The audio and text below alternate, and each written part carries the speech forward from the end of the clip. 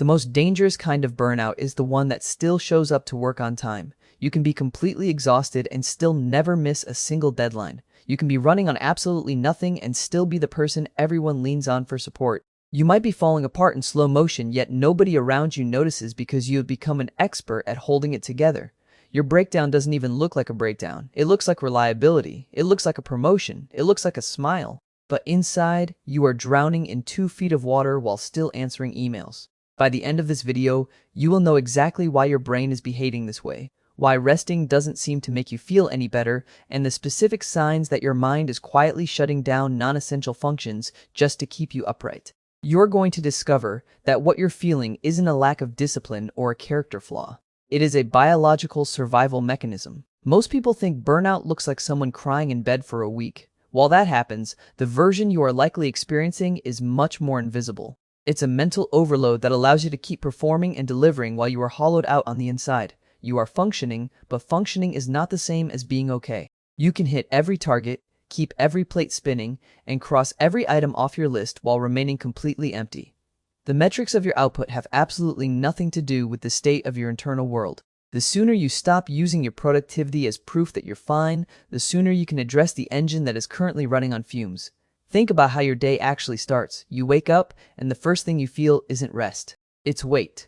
Before your feet have even touched the floor, before a single demand has been placed on you, something is already pressing down. It isn't a specific word you can name, but a diffuse heaviness, as if the day has already been going for hours and you are somehow already behind. You lie there staring at the ceiling, not because you're lazy, but because your nervous system is quietly negotiating with itself about whether it has enough in the tank to do this again. But here is where it gets interesting. Instead of getting up, you reach for your phone. You aren't expecting a life-changing message. You are scrolling through notifications you don't care about and reading headlines you'll forget in 30 seconds. You aren't consuming content. You are delaying the moment you have to become a functioning person again. Your brain is choosing the absolute low-effort action it can find because the thought of making a real choice, like what to wear or what to eat, feels like being asked to solve a complex calculus equation. When you finally get to work, you might find yourself staring at a task that should take 15 minutes. You've done it 100 times before. But today, the engine won't turn over. You open a tab, close it, check your phone, rearrange your desk, and get a glass of water you don't need. 40 minutes evaporate, and you've accomplished nothing except developing a rich sense of guilt. This isn't a discipline problem. It's cognitive fatigue. Your brain is a processor that has been running at 100% capacity for so long that it has started throttling its own speed just to stay alive. It's not refusing to work because you're lazy. It's refusing to work because it's trying to protect the tiny bit of energy you have left. The strangest part of this condition is the tired but wired paradox. You are exhausted in your bones, yet when you finally have a free evening, you can't actually relax. You sit there feeling simultaneously drained and agitated, like a phone that shows 2% battery but is somehow still overheating. Your body is screaming at you to stop, but your mind refuses to power down. This is your nervous system stuck between 2 gears, too depleted to function, but too activated to recover. To cope, you return to the scroll. Social media stops being entertainment and becomes a pacifier for a mind that is too exhausted to feed itself anything of substance. You might notice that you can't even commit to a movie anymore. You start something and lose interest 15 minutes in because your attention span has been shredded by months of overload. You check the length of a YouTube video before clicking. 12 minutes feels like a massive commitment. Your ability to sustain focus on anything that isn't mandatory has quietly eroded. But here is a pattern interrupt that might shock you. Did you know that your brain uses about 20% of your body's total energy, even though it only makes up 2% of your body weight? When you are mentally exhausted, your brain starts a process called synaptic pruning, or downregulation. It literally starts cutting power to the parts of your brain responsible for personality, humor, and joy, because those are considered luxury items during a crisis. This leads to the social dread you've likely been feeling. A friend texts you to hang out, you love them, but your body responds with a wave of dread. The thought of being on, of generating conversation and laughter, feels like being asked to perform a concert after a marathon. You don't have the battery for it, so you cancel. You make an excuse that is close enough to the truth to not be a lie, then you spend the night on the couch feeling guilty. You are too tired to go out and too guilty to enjoy staying in. If you're finding this perspective valuable, hit subscribe. Most viewers of this channel aren't subscribed yet, and joining us helps ensure you don't miss the practical wisdom we share every week. Let's look under the hood at the actual mechanics of your brain. You run on a finite amount of cognitive fuel every day. This isn't a metaphor, it's neuroscience. Every decision, every social interaction, and every impulse you suppress draws from the same tank. Your brain does not distinguish between important and trivial tasks.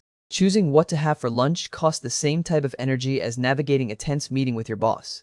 This explains why you can handle a massive crisis at work with total composure, but then come home and completely fall apart because someone left crumbs on the counter. You aren't overreacting to crumbs. You are over-depleted from the 1,000 decisions that came before the crumbs. Your glass has been bone dry since 2 p.m., and the crumbs were just the moment you finally noticed the thirst. When you do this for weeks or months, you accumulate a cognitive debt that compounds like high-interest credit card debt. You didn't break because of one thing, you broke because of everything, all the time. One of the most invisible signs of this is the blankness.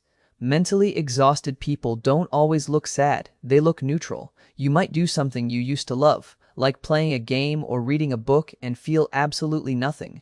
The pleasure vanishes first because enjoyment requires energy that your brain can no longer afford to spend. You convince yourself this is just being an adult, but it isn't. It's your system running in low power mode. Think of your phone when it hits 5%. It dims the screen, kills background processes, and stops syncing your mail. Your brain does the identical thing. It dims your humor, your curiosity, and your warmth. You haven't lost yourself. You are just in a state where the features that make you, you, have been temporarily disabled to keep the core OS running. This exhaustion also messes with your memory in small, maddening ways. You walk into a room and forget why. You lose your keys while you're holding them. You forget if you actually sent an email or just imagined sending it. This is working memory overload. Your brain's RAM is full. There is no room for small details because the big, unresolved stressors are taking up every available byte of processing power. Even your sleep becomes a battlefield. You'd think being this tired would mean you'd sleep like a baby. Instead, you lie awake replaying conversations from 6 hours ago or worrying about things you can't solve at 3 a.m. Your nervous system is so hypervigilant that it stays on guard even in sleep.